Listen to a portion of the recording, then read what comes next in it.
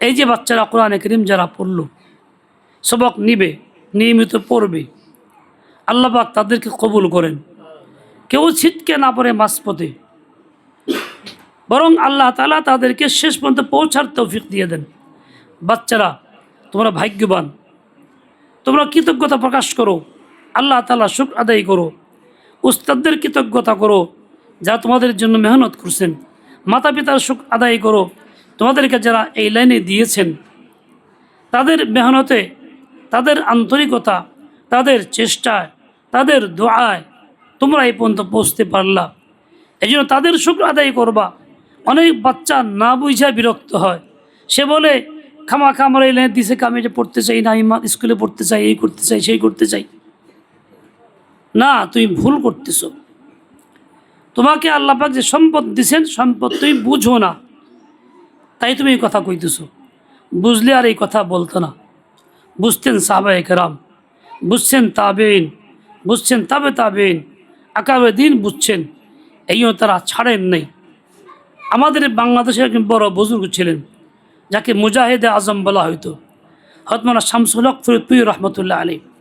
তার জীবনীতে দেখছি, ইনি যখন ক্লাস 8-9-এ পড়েন, মাদ্রাসায় পড়ার সুযোগ ছিল না, মাতা পিতা ভিন্ন লাইনের, তাদেরকে পড়তে দিবে, তাকে পড়তে দিবে না।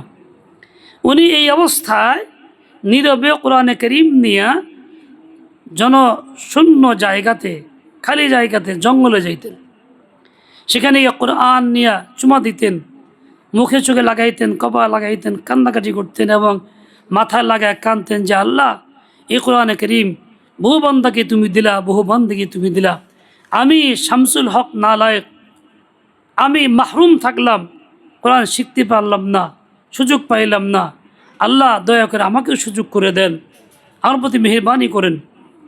তিনি এরকম চাইতেন আর কান্নাকাটি করতেন।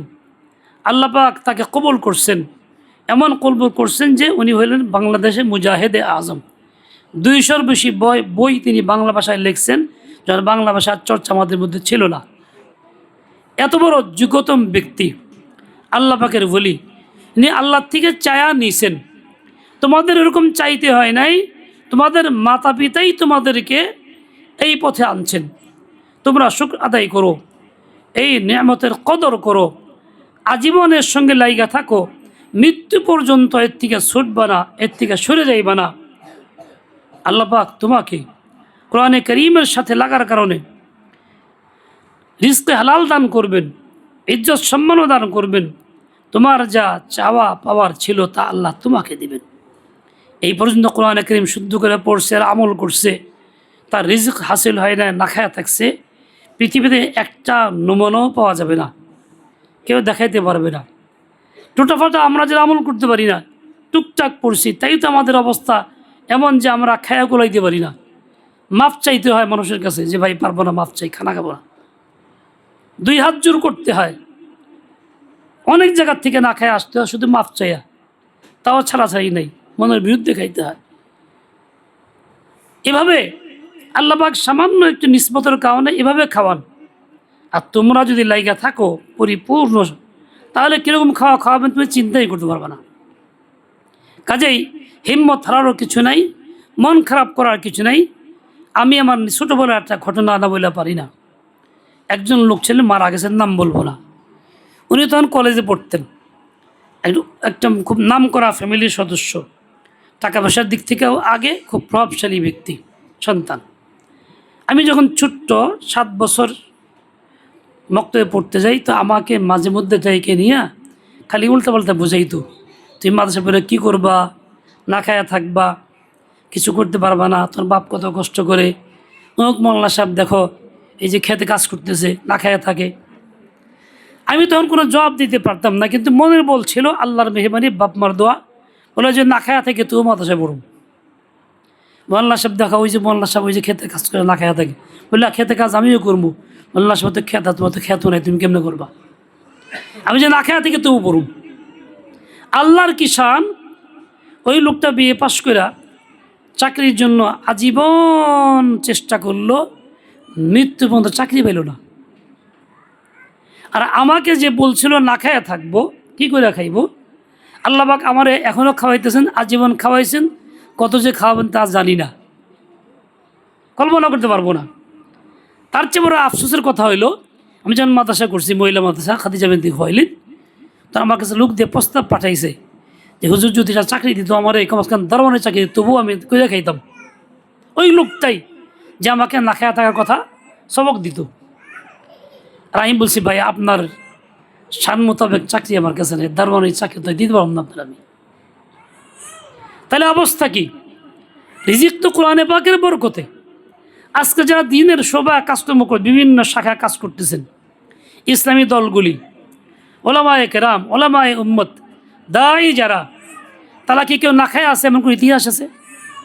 নাই, থাকবেও না। যত বেশি দিনের কাজে সম্পৃক্ত থাকবে তত বেশি আল্লাহ পাক ইজ্জত দিবেন, সম্মান দিবেন, রিজিক দিবেন, রিজকে হালাল দিবেন, যা আমরা কল্পনা করতে পারি না। বরং হারাম বা সন্দেশ খাবার থাকলে আল্লাহ তাতে বিরত রাখবেন, আসবাব আল্লাহই পয়দা করে দিবেন। যাই হোক, তোমরা হিম্মত হারাবা না। তোমাদের মাতা পিতা যারা আছে তাদেরকেও বলি, আপনারা যথেষ্ট মনে করবেন না বাচ্চা কোরআন নিল বাস কামিয়াব হয়ে গেল আর কিছু লাগবে না। এই বাচ্চাকে শেষ পর্যন্ত ইলমে দ্বীন শিখার যতটুকু ব্যবস্থাপনা আছে আমাদের দেশে, শেষ পর্যন্ত আমি পৌঁছানোর চেষ্টা করব। আমি পিছু পা হবো না, হিম্মত হবো না। আমার আব্বা আম্মাকে আল্লাহ পাক রহম করুন, তাদের কবরকে জান্নাতের বাগান বানায় দেন।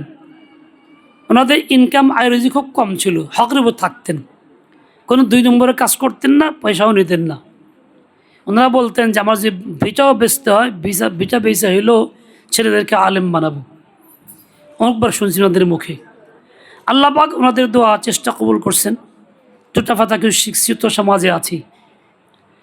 ওনাদের এই হিম্মত না থাকলে আমি হইতে পারতাম না। নিয়তটা কত মজবুত খালেস ছিল যে দরকার হইলে বাড়ি ভিটে বেচা হইলেও পড়াবো, দিনে এলেম শিখাবো।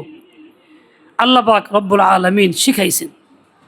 ওনাদের কবরকে আল্লাহ পাক জান্নাতের বাগান বানায় দেন, সর্বোত্তম বিনিময় আল্লাহ পাক ওনাদেরকে দান করেন। দোয়া করি সবসময় ওনাদের জন্য, রব্বির হামহুমা কামা রব্বায়ানি সগীরা। এই যে আমরা যে অনুষ্ঠানে বসছি, কোরআন প্রদানের মাস রমজান মাসে বসছি, এই মাসে আল্লাহ কোরআন নাজিল করেছেন সম্পূর্ণটুকু। কাজে ভাগ্যবান ব্যক্তি সেই কোরআনে করিম যে এই মাসে শিখে, পড়ে, পড়ায়, তেলাওয়াত করে, আমল করে। দেখেন আমাদের দেশে প্রচলিত আইন কতটা অশান্তি দেয়, কুফরে শিরকি আইনে ভরা।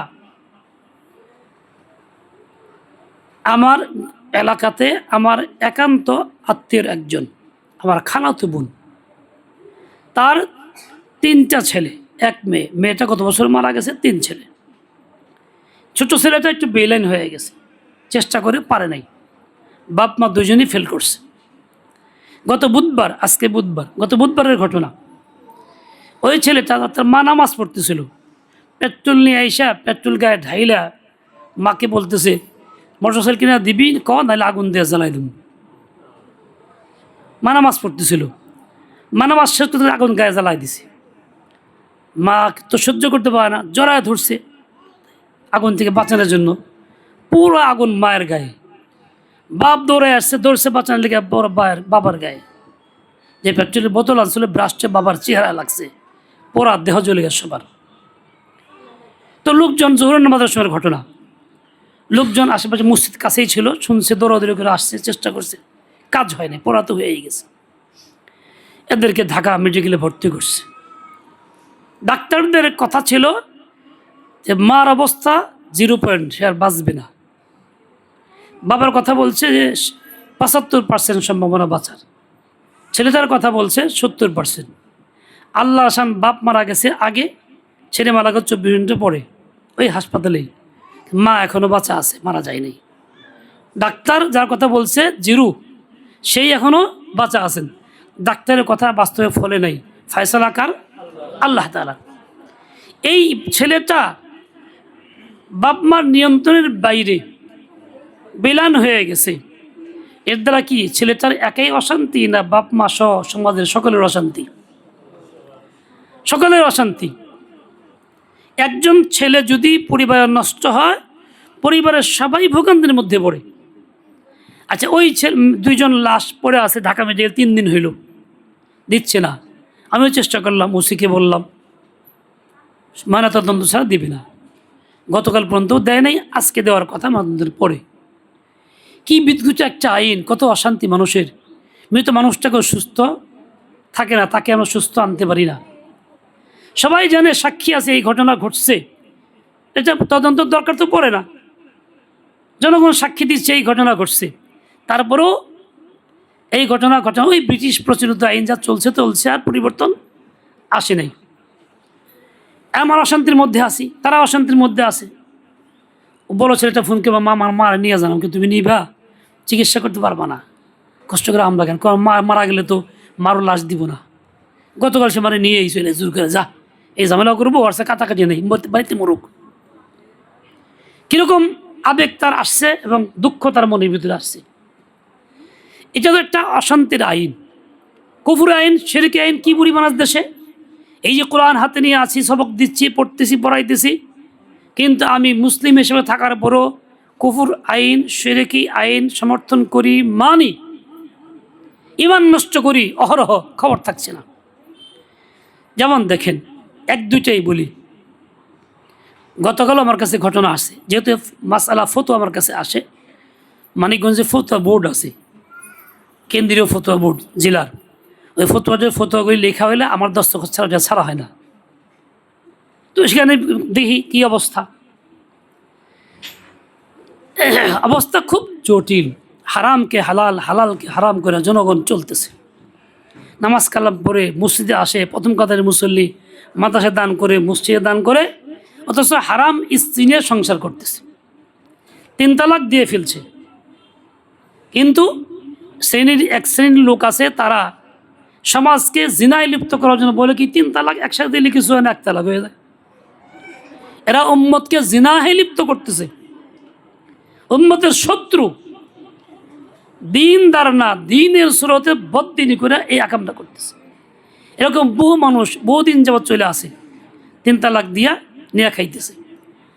এরপরেও আবার দেখা যায় গন্ডগোল করে আবার তালাক দিছে, আবার নিয়ে খাইতেছে। এইভাবে চলতেছে।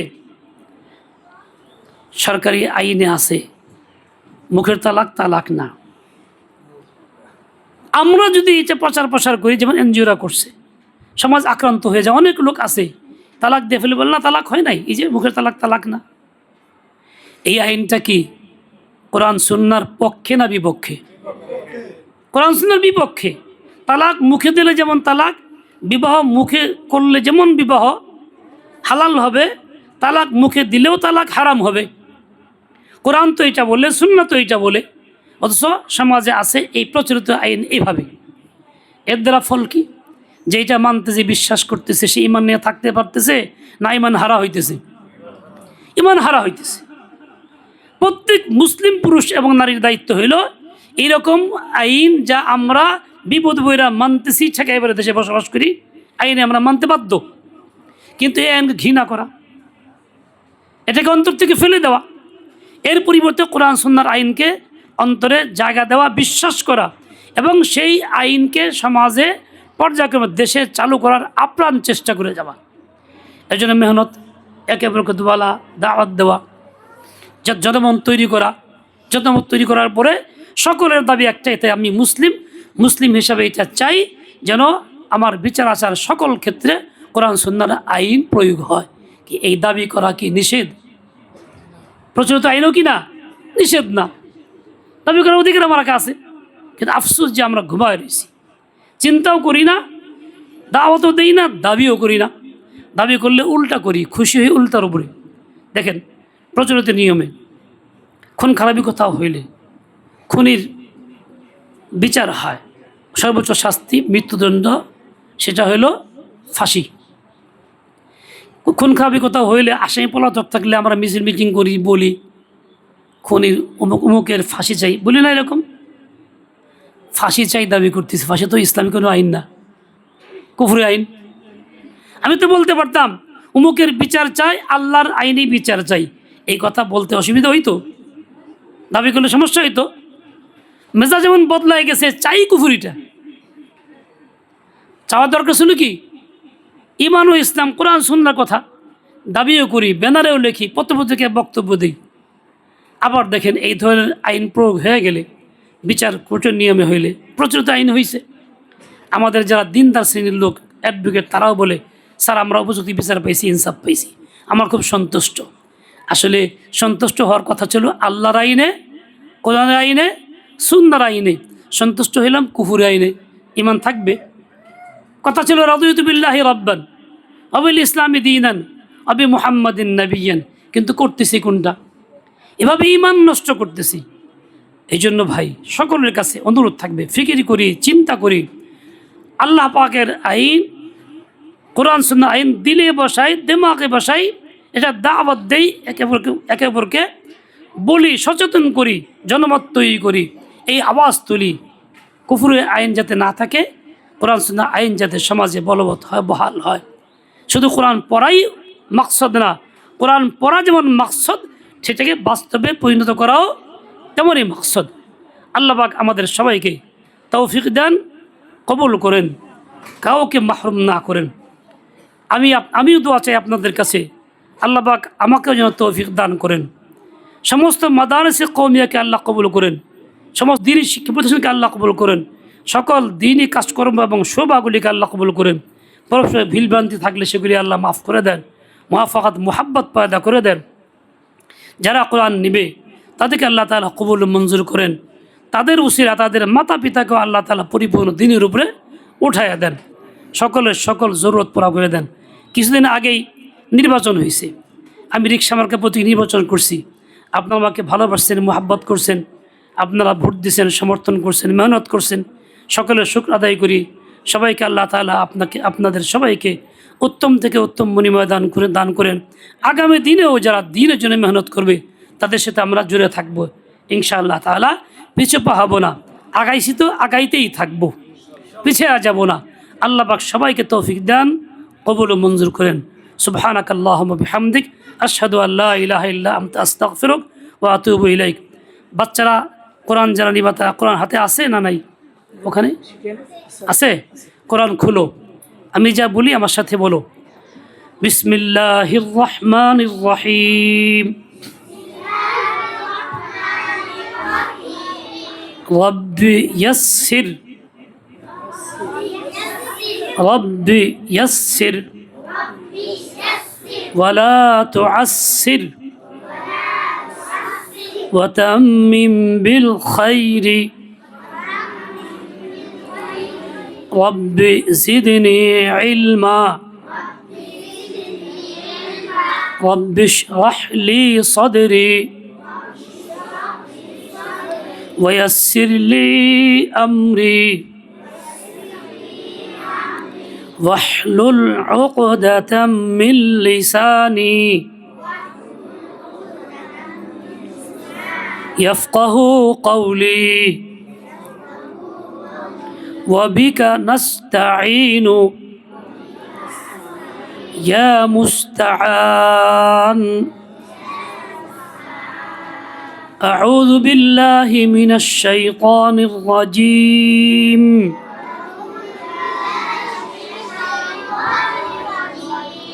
بسم الله الرحمن الرحيم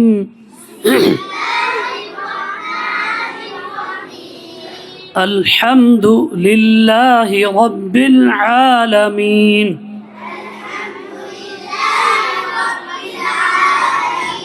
الرحمن الرحيم مالك يوم الدين إياك نعبد وإياك نستعين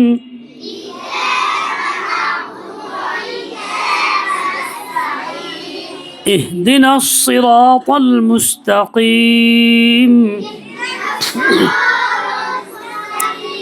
صراط الذين أنعمت عليهم غير المغضوب عليهم ولا الضالين آمين বিসমিল্লাহির রহমানির রহিম